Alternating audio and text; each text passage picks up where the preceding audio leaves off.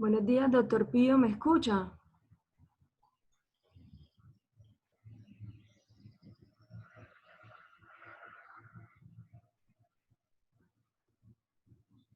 Buenos días, doctor Pío, ¿me escucha?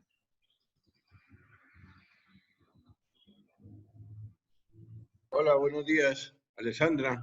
Sí, señor, buenos días, ¿cómo está? Mucho gusto, mi nombre es Alexandra de las Priella, yo soy fellow de la Universidad CES. Sí, ya te conocíamos, querida. ¿Cómo te ha ido?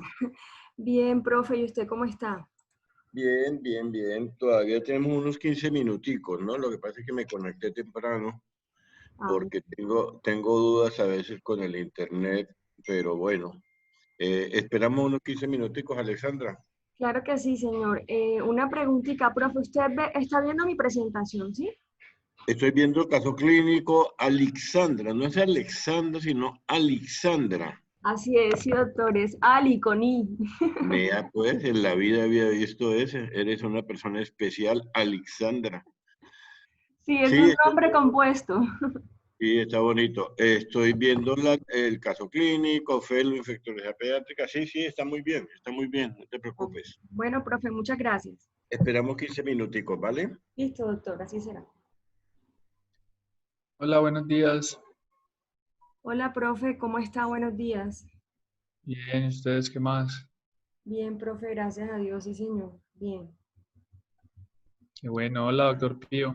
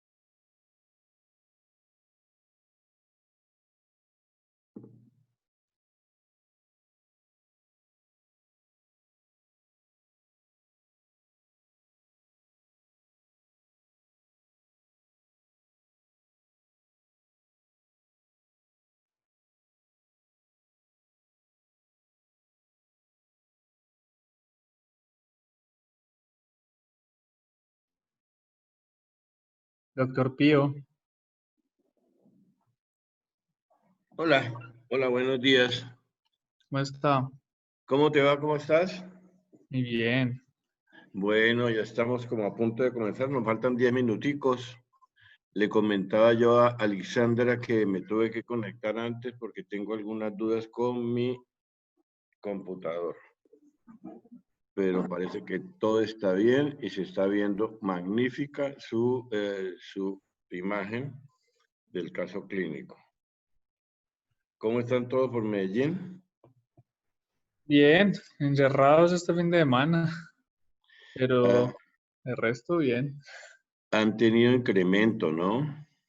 Sí, Incremento importante. sí, yo creo que estos últimos días, pues, ha reflejado más lo que pasó semanas atrás en otras partes del país. Sí, Ya estamos por encima del 80% de ocupación de UCIs. Entonces vamos a ver sí, qué pasa. sí, estamos igual, pero seguimos teniendo, no sé, hay muchas cosas aquí que nos molestan. Una es la desobediencia civil, una desobediencia tenaz. En las clases más populares definitivamente no creen en el coronavirus, definitivamente no aceptan el aislamiento y siguen fiestas y siguen pachangas fuertes. Entonces eso nos complica mucho. Y segundo, nosotros comenzamos un proyecto con ivermectina. Es un estudio doble ciego, randomizado, controlado con placebo, que ya tenemos aprobación de todo, incluyendo INVIMA, y ha sido difícil que la gente lo acepte. La gente, si tú le das la ivermectina sí sola, perfecto, pero cuando le hablas de placebo y demás, entonces dicen que esto es un experimento y no quieren. Nos ha costado un poco de trabajo. Yo pensaba que iba a ser más fácil, pero bueno, ahí vamos a seguir luchando a ver qué tanto logramos. Pero difícil, la gente no marcha como uno quiere en la investigación. Sí, de hecho eso le iba a preguntar, doctor, que cómo iban, pero creo que aquí ocurre lo mismo. Pues hay un problema cultural muy fuerte e igualmente en los barrios marginales y en las zonas populares la gente no acata las medidas y no se cuida. Sí, eso Entonces sí. es bastante complicado. Y eso que no hemos alcanzado el pico todavía. Estamos hablando de que todavía nos falta, yo creo que terminar julio y por lo menos agosto. Así que esta situación se cada vez se está poniendo más difícil. El aspecto económico, el aspecto social, el aspecto cultural, todo está comprometido. Las vacunas, se le ha pegado un freno en seco a la vacunación. Entonces, por todos lados estamos perdiendo y si no hacemos algo, de veras esto se va a poner muy feo. Doctor, ¿y desde el SEIP van a participar o de pronto los han contactado para las vacunas? Sí, sí, tenemos dos proyectos que nos han contactado el 24 de julio, o sea, en 4 días, nos dicen si nos aceptan en un estudio muy grande, que incluso nos dieron que en Colombia y estábamos de candidatos 3 ciudades, Barranquilla, Medellín y Cali. Bogotá por algún motivo no lo sé, ¿por qué no? De manera que es un estudio muy grande.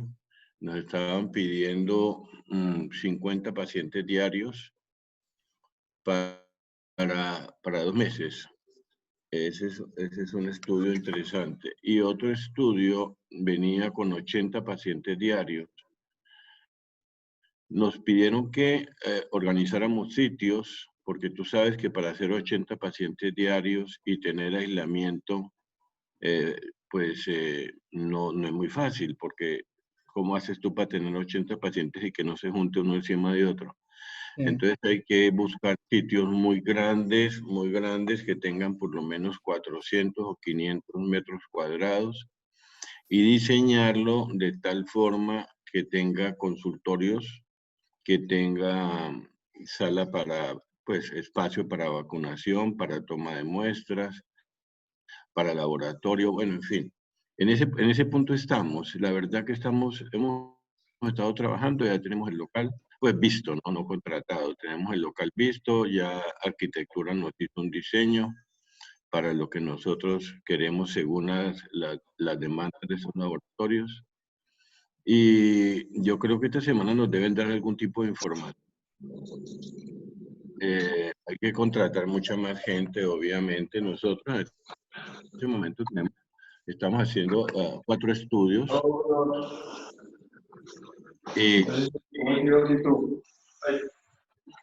y tenemos 70 personas trabajando, pero obviamente si esto se lleva a cabo, pues hay que multiplicar el número de gente.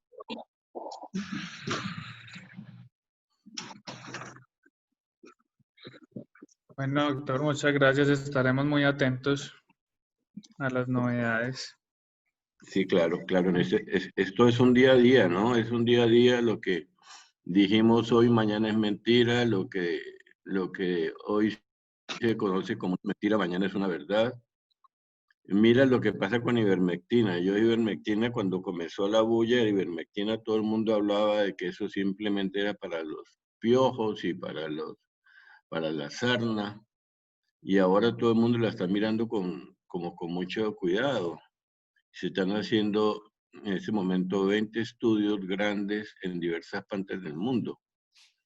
Eso es, uno no puede decir aquí absolutamente nada como que ya eso es la verdad. Mira la vacuna de Moderna. Esa vacuna de Moderna se ve que está muy bien, pero tiene una cantidad de efectos adversos impresionantes. Sí. Con dosis bajita, el paciente le da unos síntomas respiratorios importantísimos.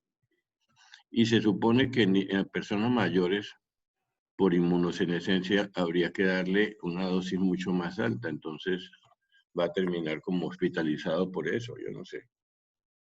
Pareció tener un mejor perfil la del Reino Unido, pues en términos de efectos secundarios. La de Oxford viene muy bien con AstraZeneca. La de CanSino viene muy bien. La de Butantan en Brasil viene muy bien. Y este par que nos han contactado a nosotros, pues también le tenemos como mucha fe, o es que queremos tenerle mucha fe. Vamos a esperar un poco. A ver. Bueno, no sé si Mónica Buenos días. llegó. ¿Mónica? Sí, buenos días a todos. Hola, Mónica, ¿cómo estás? ¿Cómo están? ¿Cómo amanecieron? Buenos Bien. días, Mónica y Pío Hola. y todo el mundo. Gracias. ¿Estamos Espera, listos? nos faltan un par de minutitos, Bueno, Mónica, para que listo. estamos todo el mundo. Listo.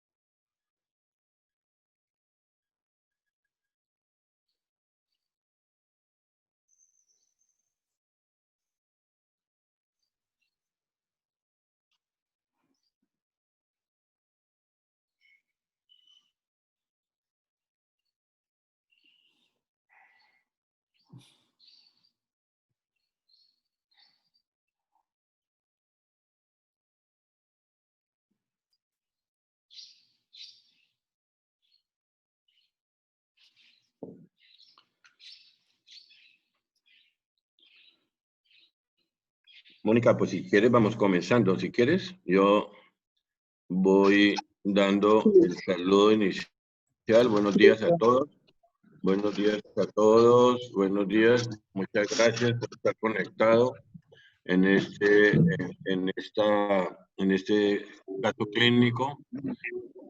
En este caso le toca a la Universidad CES, de manera que le damos la palabra a la doctora Mónica Trujillo para que dé el inicio a la presentación. Mónica. Sí, buenos días a todos.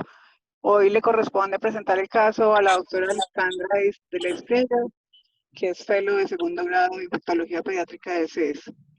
Buenos días, adelante Alexa. Bueno, buenos días a todos, espero que se encuentren muy bien. Como dijo mi profe Mónica, mi nombre es Alexandra de la Espriella. Yo soy fellow de segundo año de infectología pediátrica de la Universidad SES. Entonces vamos a empezar con el caso clínico del día de hoy. Esta es la historia clínica. Se trata de un recién nacido de sexo femenino. Un momento para admitir a las personas. Listo. Se trata de un recién nacido de sexo femenino. La fecha del nacimiento de este recién nacido fue el 14 de julio del 2019. Esta bebé es un producto de una madre de 42 años. Era su primer embarazo de 28 más 3 semanas. Esta materna se hizo 9 controles prenatales y tenía una ecografía obstétrica que mostraba una placenta previa total con hemorragia, abruptio de placenta del 20%, fetocardia normal y Doppler de arterias uterinas alterado. Además, esta materna tuvo rotura prematura de membranas el 9 de julio, quiere decir 5 días antes del parto. En ella sospecharon una coriamnionitis subclínica. Disculpen, voy a admitir a los que están en la sala de espera, qué pena. Bueno, ahora sí, listo. En esta materna se hizo una sospecha de una coriamnionitis subclínica e iniciaron manejo con amoxicilina más eritromicina y decidieron un manejo expectante. Además de esto, ella recibió una dosis de maduración pulmonar. Este es el perfil infeccioso de la materna. Tiene un antígeno para toxoplasma negativo y monoglobulina G para rubiola positivo. Alexandra, Sí, profe. Alexandra, hola. Es que hay muchos micrófonos abiertos y se oye mucha interferencia.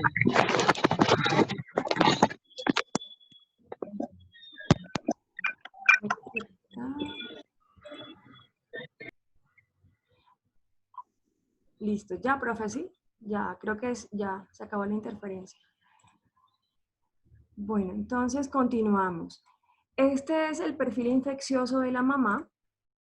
Esta señora tenía una inmunoglobulina G para toxoplasma negativo, inmunoglobulina G para rubiola positivo y VIH, BDRL y antígeno de superficie para hepatitis B negativos.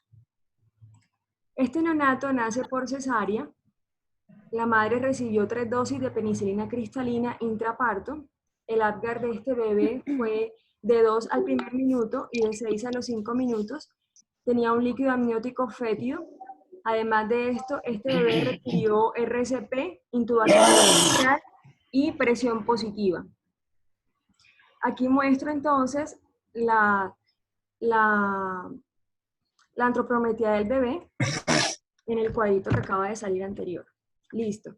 Él requirió una dosis de surfactante pulmonar, le tuvieron que poner catéteres umbilicales y se inició manejo con ampicilina y amicacina. Además, este paciente requirió conectarse a BAFO y en ese momento pues reportan una radiografía de tórax que muestra un volumen pulmonar disminuido sin opacidades. También requirió NPT central y en ese momento los hemocultivos de ese episodio eran negativos.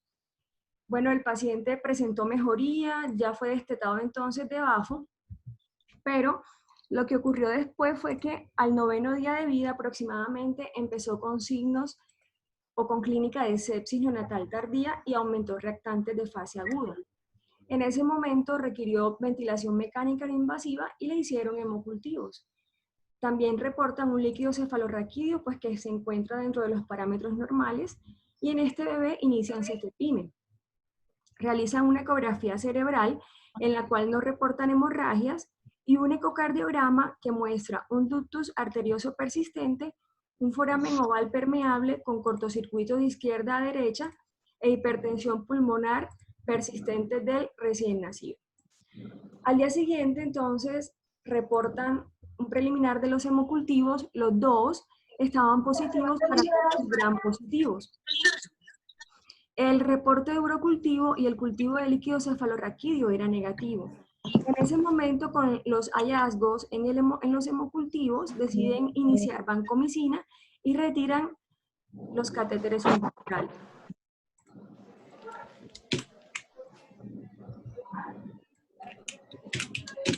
Bueno, luego solicitan valoración por el servicio de infectología pediátrica. En este momento el paciente tiene 12 días. Perdón, Alexandra, por favor, todos buenos días, cierren los micrófonos. Gracias. Profe, los voy a silenciar a todos y luego entonces los desbloqueo, ¿sí? Para continuar.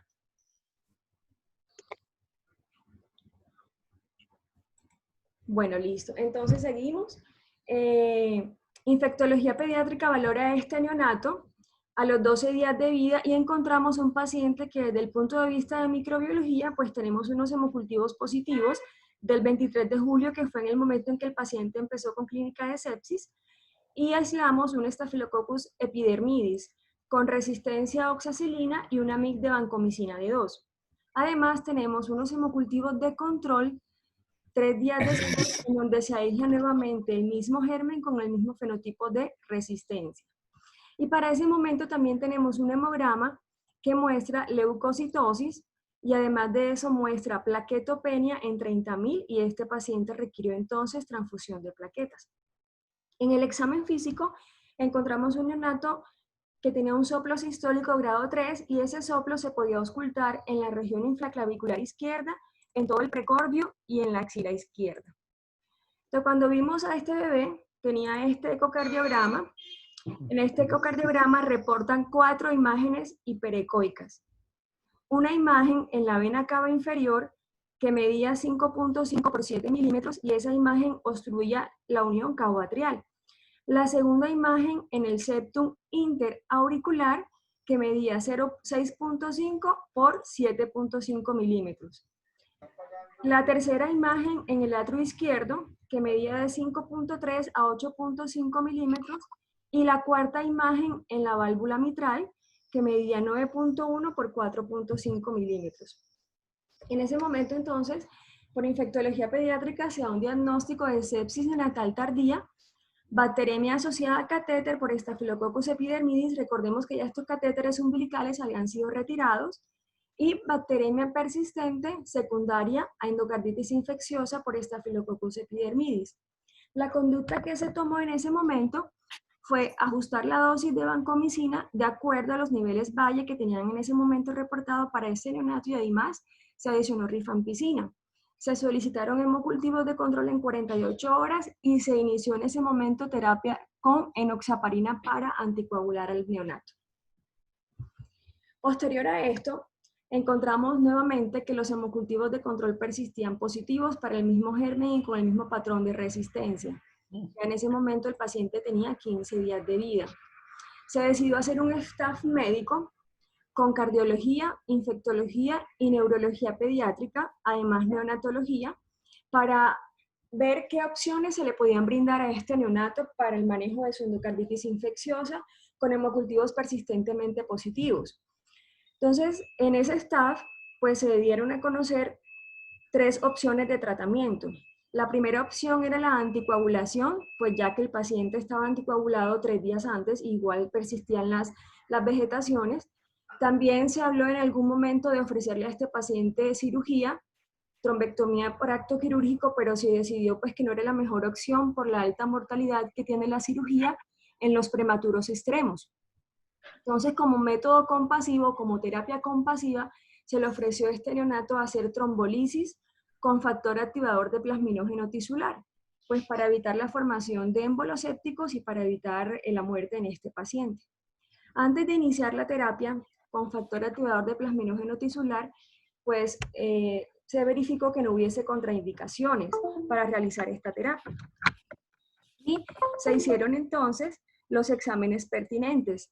Se midieron niveles de febrinógeno, que estaban dentro de los parámetros normales, las plaquetas también estaban normales, y los tiempos de coagulación estaban dentro de límites aceptables. Además de eso, se le hizo una ecografía cerebral para observar si de pronto habían hemorragias intraventriculares, pero la ecografía cerebral no mostraba lesiones compatibles con hemorragia.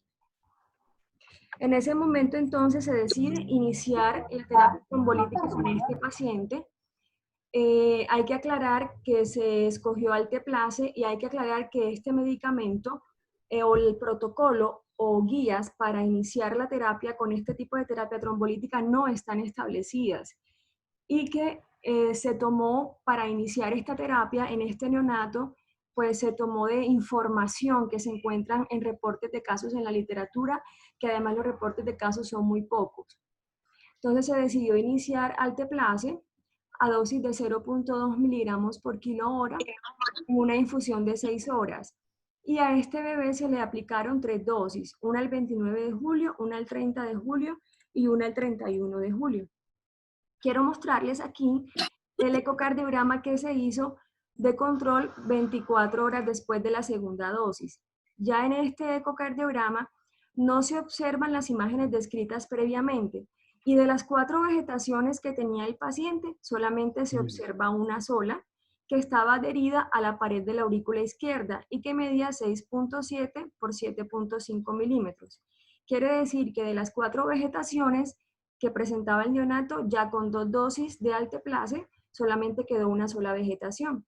En ese momento se decide nuevamente poner la tercera dosis, pero antes de poner la tercera dosis, pues nuevamente se hace una ecografía cerebral que no muestra hemorragias, nuevamente se le toman niveles de plaquetas, fibrinógeno y tiempos de coagulación, los cuales estaban dentro de los parámetros normales. Aquí, en esta diapositiva, para recordar el primer ecocardiograma con las 4 vegetaciones. Y de este lado, el segundo ecocardiograma, que con la segunda dosis ya de terapia fibrinolítica, ya habían desaparecido 3 vegetaciones y solo quedaba una. Entonces se decidió colocar la tercera dosis de terapia trombolítica. Ya después de la tercera dosis, los hemocultivos de control de este neonato ya reportaron negativos. Se decidió dejarle vancomicina por 4 semanas. Se le hizo una ecografía cerebral que ya no mostraba lesiones compatibles con hemorragia. Ninguna de las ecografías que se les hizo antes, durante y después de la terapia fibrinolítica mostraba lesiones compatibles con hemorragia.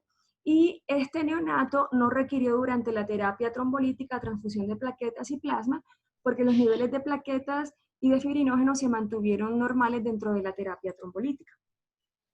Además, se le hizo un ecocardiograma al final del protocolo después de la tercera dosis, pues desafortunadamente no pudo tener la imagen, pero cardiología reporta que en ese momento, ya en el último ecocardiograma, no habían imágenes compatibles con trombos o vegetaciones. Entonces, ese es el caso clínico del día de hoy. Y para hoy, pues la idea es hablar del activador recombinante de plasminógeno tisular para tratamiento de endocarditis infecciosa en prematuros extremos.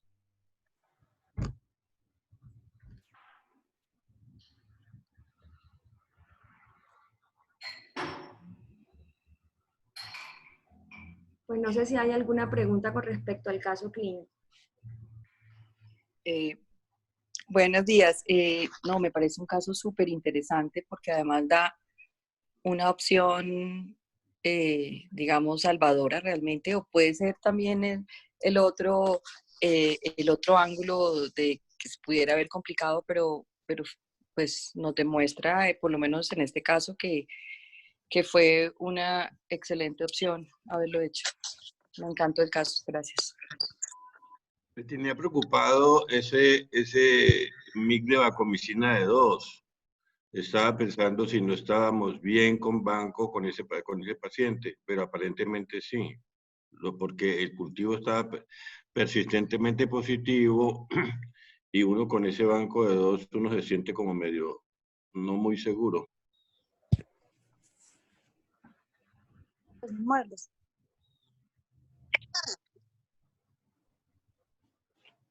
Sí, profe, bueno, muchísimas gracias. Entonces vamos a empezar a desarrollar el tema de hoy. Vamos a hablar del activador recombinante de plasminógeno tisular como opción para tratamiento exitoso de endocarditis infecciosa en prematuros extremos.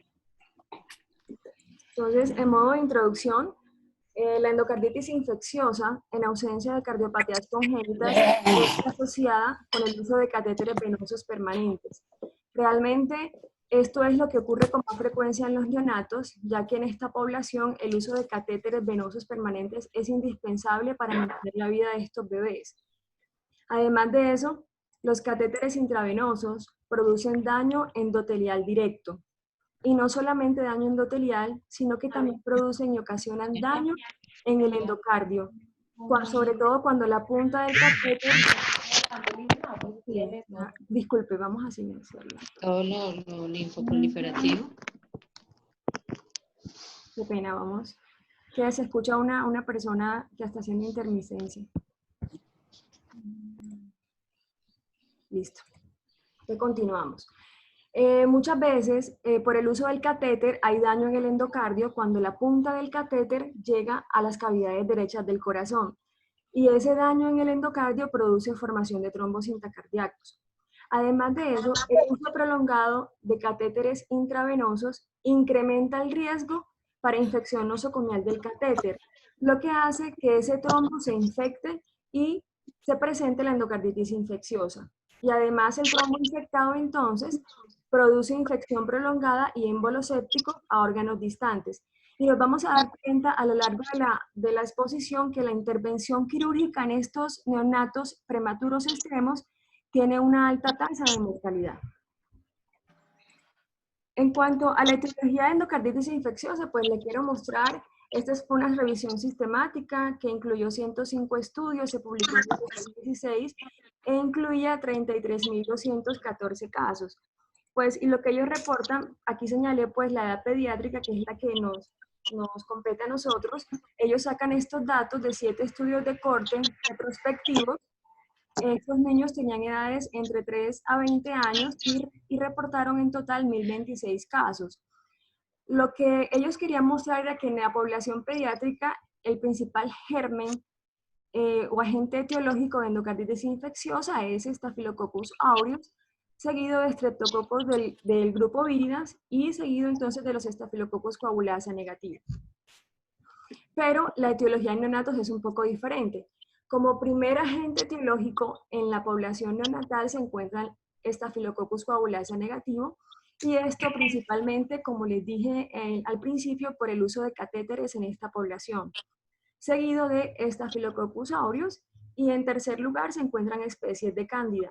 Pero estos neonatos tienen una incidencia de infecciones fúngicas sistémicas de 1 a un 4% y aumenta a 20% cuando son menores de 750 gramos. Y de estos bebés que tienen infecciones fúngicas sistémicas, el 5 al 15% de ellos presentan endocarditis infecciosa. Cuando la endocarditis infecciosa en los prematuros extremos es ocasionada por Staphylococcus coagulasa negativo, la tasa de supervivencia es del 87%. Pero cuando es por hongos, la mortalidad aumenta. Y cuando se hace cirugía en estos prematuros extremos, la tasa de supervivencia es solamente del 50%, como lo observamos en este review. Este fue un review que fue publicado en el 2015, en donde incluyen a 71 neonatos con endocarditis infecciosa. Y ellos lo que quieren mostrar son lo siguiente. Estos datos, miremos que en los 71 pacientes, pues el principal germen o la principal especie de endocarditis infecciosa en esta población fue Candida albicans, en un 59% de todos los neonatos de este estudio. Y miremos que la mortalidad en estos pacientes fue muy alta, fue de 41%. Y ellos lo que nos mostraban era que del 71% de estos pacientes, la endocarditis infecciosa estaba asociada al uso de catéter venoso central. Y también nos mostraban que estos pacientes, al principio, pues todos recibieron tratamiento médico, algunos con monoterapia y luego terapia combinada. La monoterapia fue anfotericina, fluconazol, y luego hicieron terapia combinada con estas combinaciones que muestro acá. E incluso hubo uno que le hicieron triple terapia. De estos pacientes que se les hizo tratamiento médico, miremos la tasa de mortalidad. Murieron el 42%. Pero además de eso, ellos también nos muestran que en estos pacientes hubo 4 neonatos a los que se les administró terapia trombolítica. De esos 4 neonatos, todos eran menores de 800 gramos. A 2 se les brindó terapia con uroquinasa y a 2 terapia con factor activador del plasminógeno tisular. Y de los 4 neonatos a los que se les hizo terapia trombolítica, todos sobrevivieron, una supervivencia del 100%. Y también nos muestran que aquellos neonatos que se les ofreció cirugía y tratamiento médico, que fueron 20 neonatos, el 40% murió. Entonces ellos lo que nos quieren mostrar aquí es que aquellos pacientes prematuros extremos a los cuales se les ofrece tratamiento médico y cirugía tienen una alta mortalidad que puede llegar incluso en promedio, lo colocan aquí o lo ponen en promedio 41%, mientras que en los pacientes a los 4 pacientes a los cuales se les ofreció terapia trombolítica, todos sobrevivieron. La mortalidad general de endocarditis infecciosa es del 11 al 22%, pero aumenta al 30% en menores de 2 años. E incluso la mortalidad es más alta en endocarditis neonatal y se incrementa cuando se realiza intervención quirúrgica, como lo demuestra el siguiente artículo. Este es un artículo publicado en Pediatrics en el 2002, que además ellos, los autores, publican un reporte de casos y hacen una revisión muy bonita de la literatura. De hecho, ellos nos muestran esta tabla en donde nos quieren hacer ver los reportes de casos que encontraron entre 1988 y junio del 2001. Ellos juntaron 15 referencias y de las 15 referencias hicieron parte 75 pacientes. Todos los pacientes eran neonatos prematuros. Los microorganismos principalmente aislados en ellos fueron especies de Cándida, Staphylococcus aureus y Staphylococcus coagulasa negativo. Y la localización de la vegetación en estos neonatos se encontraba del lado derecho del corazón. Pero quiero mostrar algo en esta tabla, sobre todo lo que ocurre en la referencia bibliográfica número 19, en donde se observan que en esta referencia hacen parte 4 pacientes, de los cuales a 2 les hicieron procedimientos quirúrgicos y a 2 le hicieron tratamiento médico. Realmente los 4 tratamiento médico y 2 procedimiento quirúrgico. Y miremos el resultado. Todos 4 murieron. Quiere decir que la supervivencia en esta referencia bibliográfica fue de 0 y fue una mortalidad del 100%. Y miremos la otra referencia bibliográfica, que es la referencia número 21, de la cual hacen parte 16 recién nacidos, a los cuales se les hizo procedimiento quirúrgico y de esta corte fallecieron 8, murieron 8.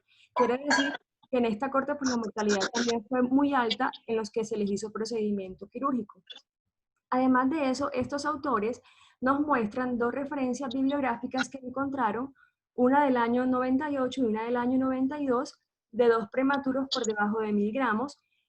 Hacen la referencia de que estos 2 neonatos tenían catéteres centrales, que la punta del catéter llegaba al corazón derecho. Estos pacientes presentaron clínica de sepsis, presentaron soplo sistólico. Los 2 pacientes los reportan con plaquetopenia y leucocitosis. Los aislamientos de un paciente, el aislamiento de un paciente fue de Staph aureus y el del otro paciente de Staphylococcus coagulasa negativo.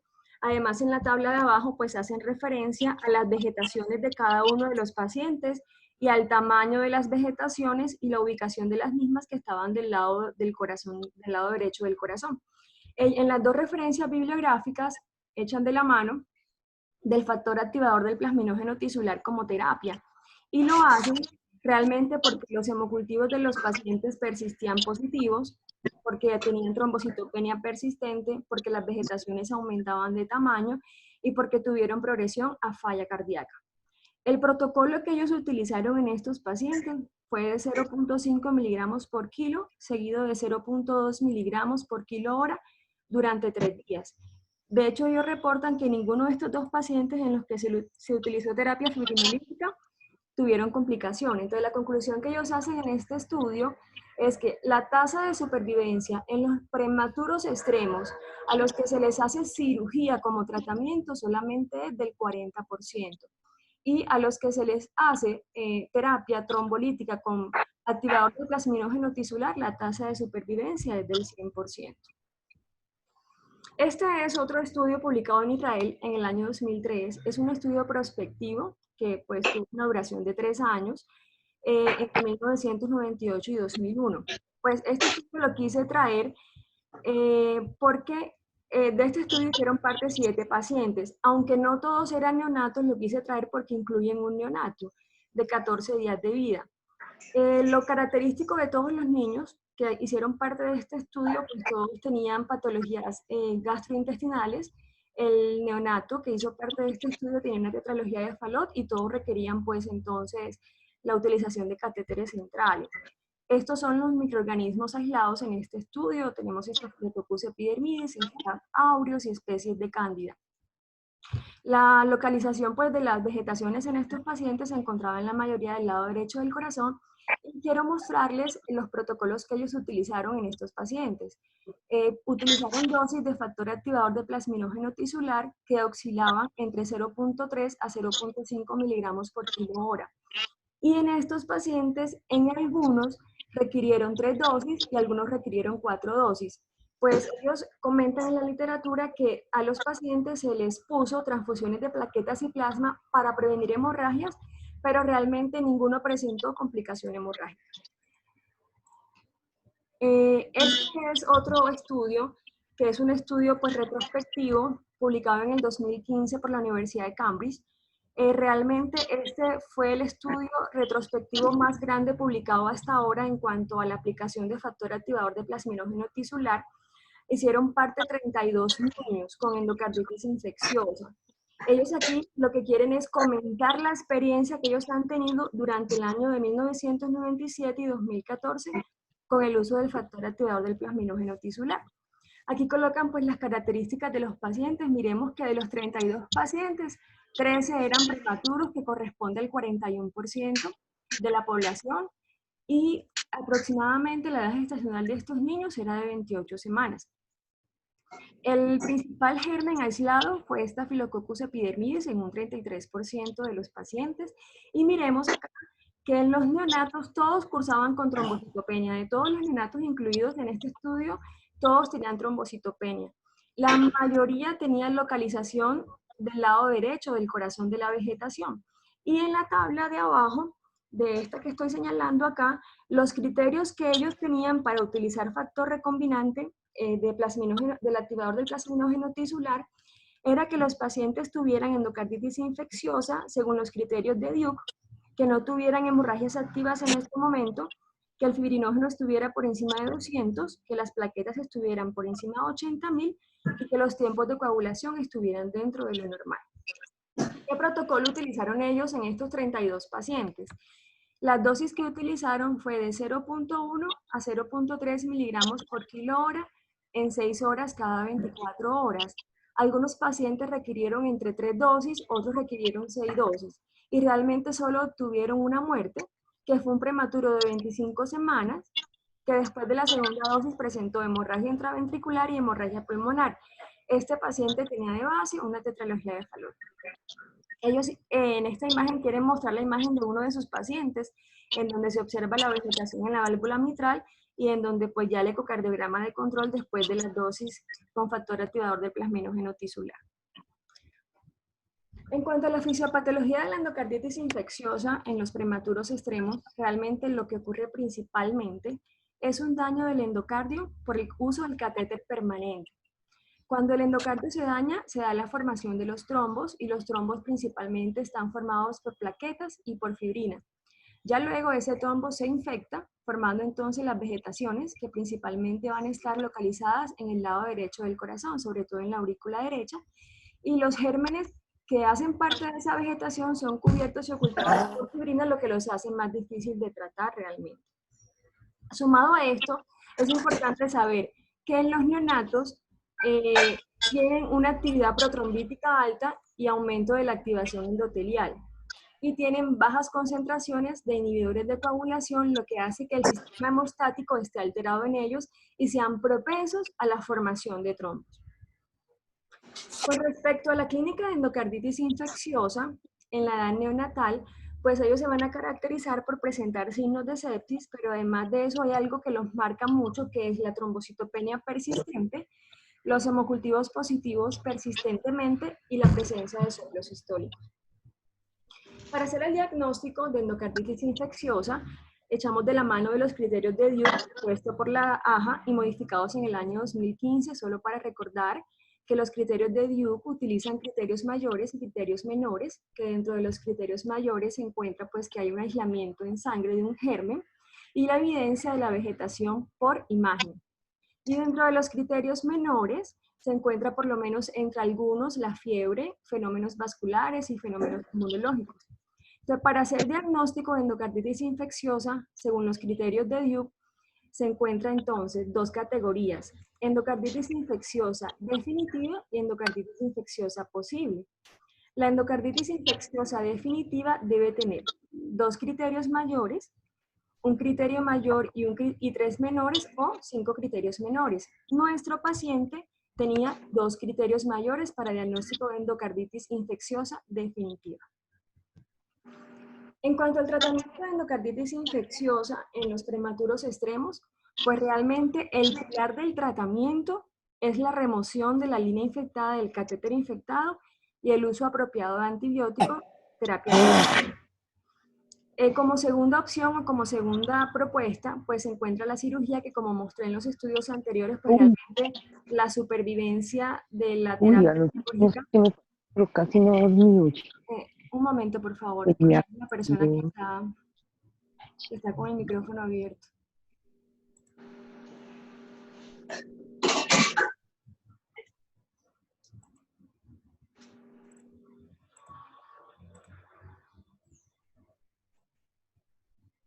Listo. Entonces, la segunda opción para tratamiento de estos pacientes con endocarditis infecciosa en la población de los prematuros extremos es la cirugía. Pero recordemos en los estudios que mostré anteriormente que realmente la tasa de supervivencia en el acto quirúrgico no es más del 50%. De hecho, dentro de la literatura que revisamos, realmente no se encuentran guías establecidas para la población de los prematuros extremos en cuanto a las indicaciones quirúrgicas en endocarditis infecciosa.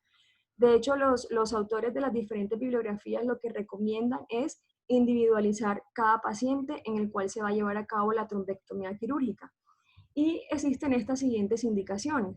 Entonces, que es la insuficiencia cardíaca grave no controlada, los hemocultivos positivos persistentemente, aquel neonato que tenga inestabilidad hemodinámica, que tenga aumento progresivo de la vegetación durante el tratamiento médico, que presente vegetaciones mayores de 1 centímetro y que tenga derivaciones quirúrgicas, parches o dispositivos intracardíacos. Esas serían entonces las indicaciones quirúrgicas posibles para un caso individualizado de endocarditis infecciosa en la población de los prematuros extremos. El segundo pilar, o lo que también se puede ofrecer a estos pacientes, es la terapia fibrinolítica. Para terapia fibrinolítica contamos con diferentes agentes trombolíticos, entre estos estreptoquinasa y uroquinasa y activador del plasminógeno tisular. Con respecto a la estreptoquinasa y uroquinasa, pues a lo largo de la historia, la estreptoquinasa fue el primero que se sintetizó, el primer trombolítico sintetizado, seguido de la uroquinasa. Las limitaciones de estos dos es que la estreptoquinasa es alergénica y la uroquinasa pues realmente es costosa, pero sí están aprobados por la FDA para tratamiento trombolítico. El pilar, pues, o lo que les quiero mostrar en la terapia que se utilizó con este neonato es el factor activador de plasminógeno tisular, ¿sí? Entonces, lo que les quiero decir es que el factor activador del plasminógeno tisular se caracteriza porque hace una fibrinolisis específica. Tiene una vida media más corta que la estreptoquinasa y que la uroquinasa. Y se caracteriza porque este medicamento lisa el trombo y restaura el flujo del vaso afectado, aumentando la difusión del antibiótico. Pero lo mejor de este medicamento es que él actúa cuando llega a la superficie del trombo. No actúa en el plasminógeno sistémico, lo que hace pues que los efectos adversos de esta terapia sean menos frecuentes comparados con la estreptoquinasa o la uroquinasa. Entonces realmente esta diapositiva pues para mostrar cómo actúa el factor activador del plasminógeno tisular, pues él lo que hace es que se une al plasminógeno y el plasminógeno se convierte en plasmina. La plasmina actúa, como dije anteriormente, en la superficie del trombo, no a nivel del no a nivel sistémico, y aquí en la superficie del trombo va a cortar las fibras de fibrilina y va a hacer la dilución del mismo. El uso del factor activador del plasminógeno tisular solamente está aprobado por la FDA para los accidentes cerebrovasculares, para el infarto agudo del miocardio y la embolia pulmonar aguda. Esos son los 3 usos para los cuales los aprueba la FDA. Realmente la FDA no lo aprueba para el manejo de la endocarditis infecciosa en prematuros extremos. El medicamento que se utilizó en este neonato fue el Alteplase, y aquí pues podemos observar lo que les acabo de decir. Está aprobado por la FDA solamente para accidentes cerebrovasculares, para infarto agudo de miocardio y para embolias pulmonares, y aquí están pues los estudios a los cuales consultaron para hacer la aprobación. Entonces, como podemos ver, realmente no hay una indicación o no hay un protocolo ya asignado o elaborado en donde se utilice Alteplase o cualquiera de los factores activadores del plasminógeno tisular en endocarditis infecciosa, para el tratamiento de endocarditis infecciosa en prematuros extremos. Realmente, como les dije, pues no hay protocolos y no hay guías, lo que tenemos son reportes de casos, y realmente los reportes de casos son muy escasos en la literatura. Aquí quise traer pues los que encontré en la literatura, que son muy pocos. Por lo menos este es un reporte de caso de un prematuro de 24 semanas que pesa menor de 600 gramos, era portador de catéteres umbilicales. Este neonato tenía una hemorragia intraventricular grado 2. Al día 8 empezó a hacer trombocitopenia y hizo una endocarditis infecciosa por Candida tropicales. Miremos el ecocardiograma de este neonato. Aquí muestra la vegetación en el foramen oval que protruía entre la aurícula derecha y la aurícula izquierda. Lo que les quiero mostrar entonces cuál fue el protocolo que utilizaron en este reporte de casos para tratar esa endocarditis infecciosa. Ellos pusieron 4 dosis de factor activador de plasminógeno tisular. Las dosis fueron de 0.3 miligramos por kilo hora en una infusión de 6 horas. Comentan que este paciente pues, requirió transfusión de plaquetas y plasma antes de cada dosis para prevenir el aumento de la hemorragia que este paciente tenía a nivel ventricular. Realmente hicieron una ecografía cerebral de control y este paciente pues evidenció que no hubo incremento de la hemorragia intraventricular previa a la terapia fibrinolítica. Se le hizo un ecocardiograma diario y la vegetación desapareció al tercer día. Este es otro reporte de caso que fue publicado en Turquía en el año 2010, también es un prematuro menor de 1000 gramos, 26 semanas, que también tiene catéteres umbilicales, hizo una bacteremia por Candida albicans, lo manejaron con anfotericina B liposomal y fluconazol. Este bebé también tenía una hemorragia intraventricular grado 2, y antes de la terapia fibrinolítica se miró a ver si había contraindicaciones para la aplicación de la terapia, pero tenía tiempos de coagulación y fibrinógeno dentro de lo normal. Aquí nos muestran entonces que tenía 2 vegetaciones en este paciente en la aurícula derecha. Y en este paciente el protocolo que se utilizó fue una dosis de 0.2 miligramos por kilo hora y requirió 3 dosis. También se le puso transfusión de plasma y plaqueta antes de cada dosis para evitar hemorragias. Y se le hizo una ecografía cerebral de control en el cual no hubo aumento de la hemorragia intracerebral previa que tenía de la terapia trombolítica.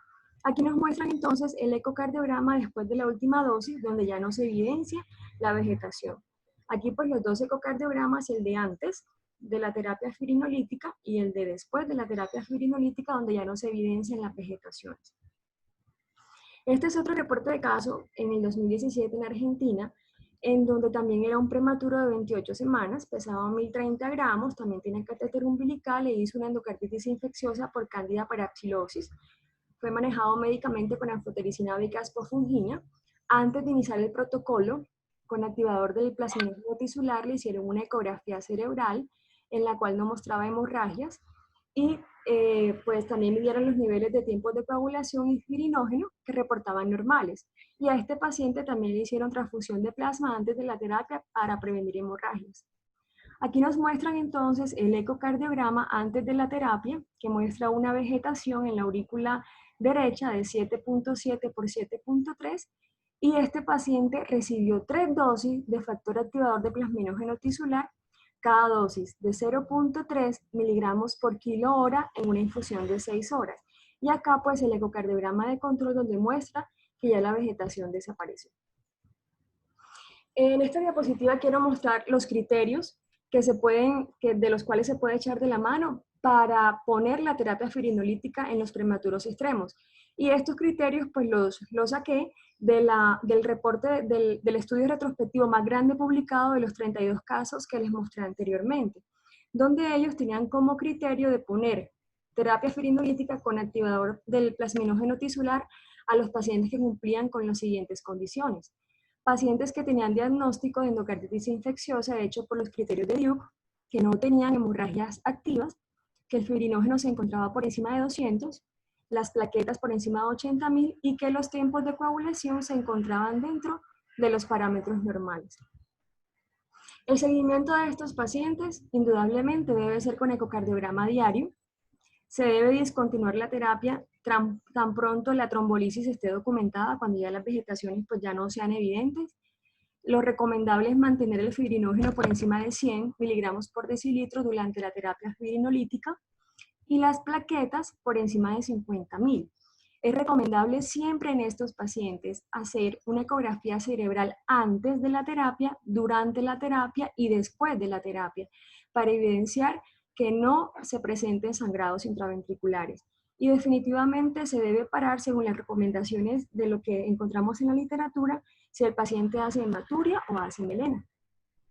Dentro de los efectos adversos que se pueden esperar en los pacientes a los cuales se le coloca esta terapia fibrinolítica es la complicación de émbolos sépticos, la hematuria, la hemorragia pulmonar, gastrointestinal e intracraneal y las alergias, pero ninguno de estos efectos adversos fueron documentados en los reportes de casos que les mostré anteriormente. Entonces, para terminar, solo esta diapositiva pues para recordar algunos conceptos. Podemos decir que el activador recombinante de plasminógeno tisular ofrece una alternativa segura comparada con la cirugía en neonatos con endocarditis infecciosa grave. Recordar que la ventaja del activador del plasminógeno tisular sobre otros trombolíticos es la alta afinidad por la ferina del trombo. Recordemos que él actúa principalmente allí a nivel del trombo y no actúa a nivel del plasminógeno circulante, lo que hace pues que tenga menos efectos adversos. Además, también permite la desintegración del trombo sin causar coagulación sistémica.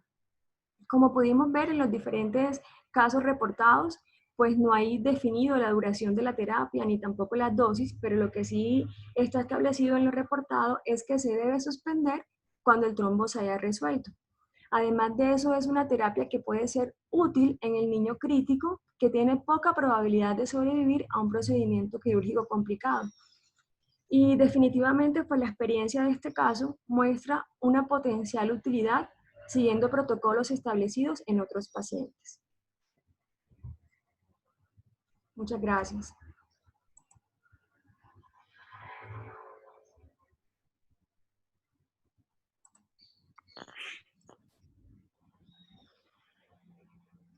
¿Comentarios?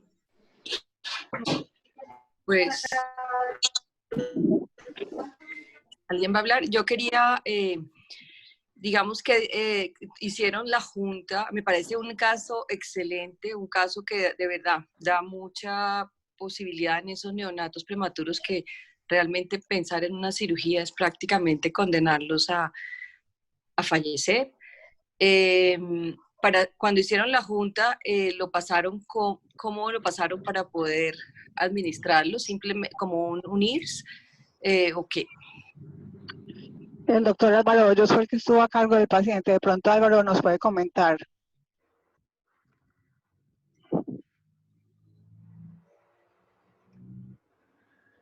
Porque es interesante, bueno, uno hace la junta y lo justifica. Y hemos tenido pacientes de ese estilo y ha sido realmente, nosotros no lo habíamos planteado, pero me abre un nuevo horizonte para solo casos muy particulares, esos prematuros extremos que muchas veces duran por tiempo prolongado con la EMIA, bacteremia o fungemia, y la endocarditis y la trombosis pues persisten, aunque usamos anticoagulación, pero no hemos utilizado esta opción que me parece que es una opción para esos casos muy particulares. Excelente caso. Muchas gracias. Que es un caso muy bonito porque generalmente tienen una alta mortalidad de estos pacientes o alta morbilidad, pero vamos a averiguar con Álvaro Hoyos a ver qué fue lo que hizo en el staff. Perfecto. Buenos días. Bueno, Muchas gracias. ¿Alguien va a hablar? No sé, perdón.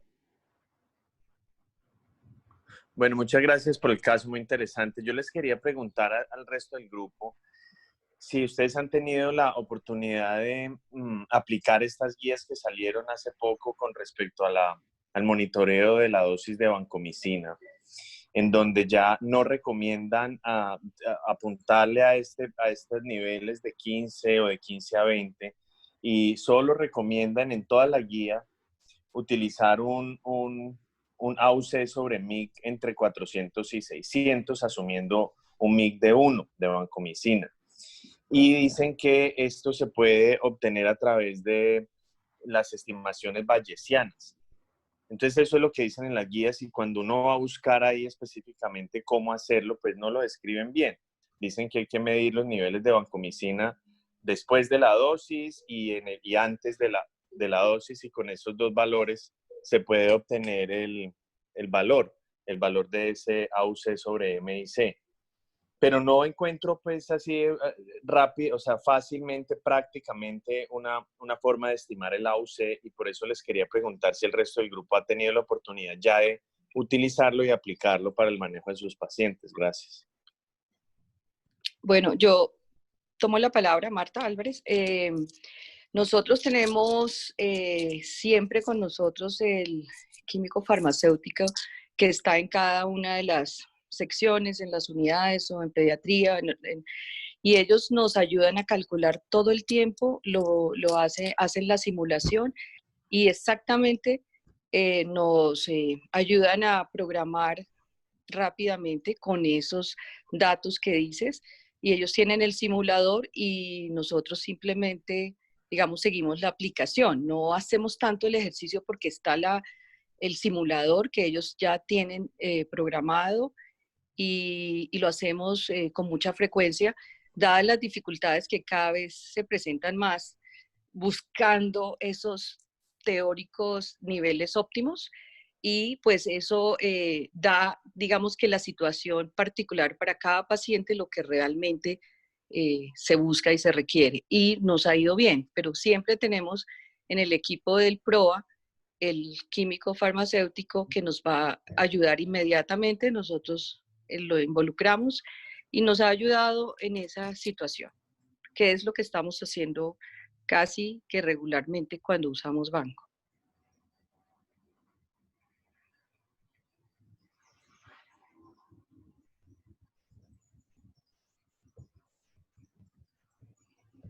Sí, eso me imagino que es una solución, pero de todos modos me pregunto qué pasará en algunos equipos en donde no esté ese químico, ¿no? Que como pues, no sé, el programa, porque ahí hablan de un programa bayesiano para calcular ese software, pues, que tú mencionas, Marta, pero no lo especifican claramente en la guía. Entonces, pues, como que se asume que debemos todos tener un químico o al menos poder acceder a este tipo de software rápidamente, pues, en el día a día. Bueno, yo les propongo que en una de las reuniones de pronto invitemos a uno de los químicos de nosotros, que ellos ya han hecho digamos, la explicación y tienen el software y digamos, podríamos hacer una reunión para todos, si ustedes quieren, y la programamos, porque me parece que sí es interesante hacerlo. Nosotros realmente lo utilizamos es a ellos, no nos ponemos a hacer nosotros el cálculo, porque el programa está en farmacia. Sí, pero el problema es la falta de química. No creo que Sí. todo el mundo pueda tener el químico en el bolsillo.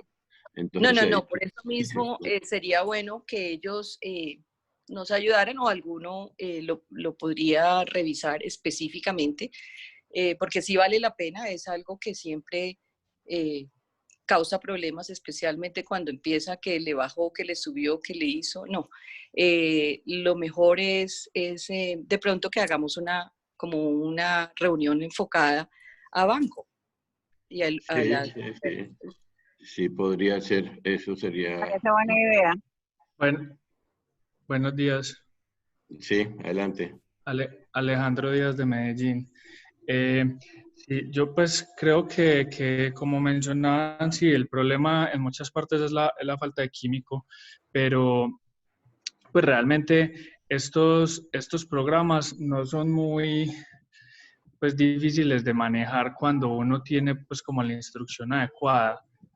Varios de ellos con la membresía, pues porque claro, ninguno de estos programas es gratuito, pero cuando la institución compra la membresía, ellos vienen con tutoriales que enseñan a manejar el programa y realmente pues cuando uno lo aprende a manejar es muy fácil porque no es sino introducir las variables del paciente, pues como la edad, las medidas antropométricas, la función renal y de ahí pues como los valores iniciales de vancomicina y ya el programa hace todo.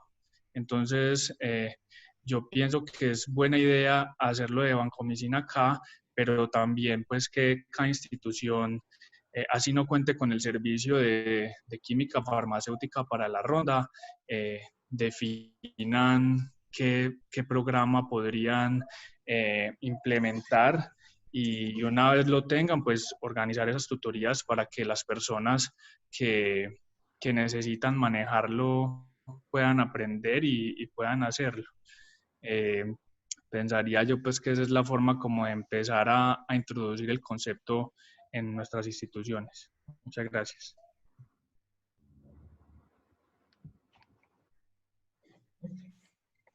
Totalmente de acuerdo. De todas maneras, una felicitación para la doctora Lisandra. Un tema muy bien presentado, muy bonito, muy bien referenciado. Yo creo que nos dio la oportunidad a todos de aprender un poquito más de todo esto. Muchas gracias a todos. No sé si no haya más preguntas, si no la doctora Trujillo nos despide o seguimos. No, quería felicitar a Lixa porque fue una muy buena revisión y lástima que no estaba el otros, pero quedamos pendientes con preguntarle lo que quedaba de duda sobre cómo consiguió la aprobación. Muchas gracias a todos. Yo contesté en el chat. Él respondió por el chat. Ah, bueno, listo. Gracias. Es que no veo. Estoy con el celular y no veo. Bueno, muchas gracias a todos. Nos vemos el próximo martes. Le toca a Bogotá, ¿cierto? Marta, ¿te toca el próximo martes? Sí, Okay. El próximo martes presentamos nosotros. Bueno, entonces, muchas gracias a todos y que tengan una muy buena semana. Igualmente, gracias. Gracias, hasta luego. Chao, gracias. Chao, gracias.